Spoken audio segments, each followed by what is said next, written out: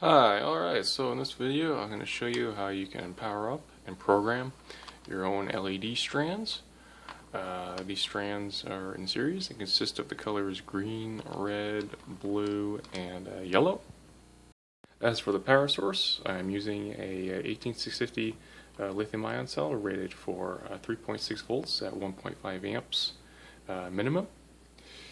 And overall capacity of the battery is 2,200 milliamps per hour, which is just under the rated current for this driver here.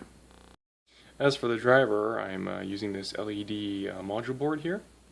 This board here has a MOSFET chip that's rated for 20 volts at 5 amps and is a N-channel enhanced MOSFET. So this circuit board is great for high power switching as well as high current handling capability. This LED driver is great for advanced trench processing and is ideal for lithium-ion based technology and related applications.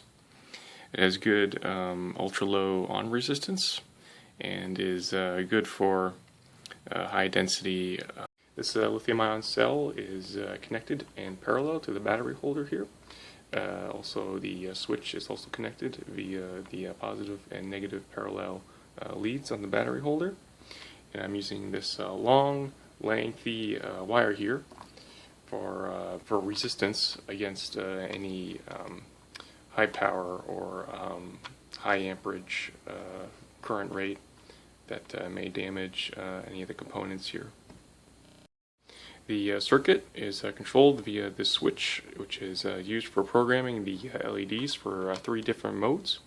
There's low brightness, flickering, and high brightness. So I'm going to probe this with a multimeter and show you where the voltage stands. So in order to activate the device here, all you have to do is push down on the battery cell here into the battery holder. And once we have that in place, you can see the activation mode here for the high brightness setting. And if I hit the switch, we get our low brightness setting there, as well as our flickering setting.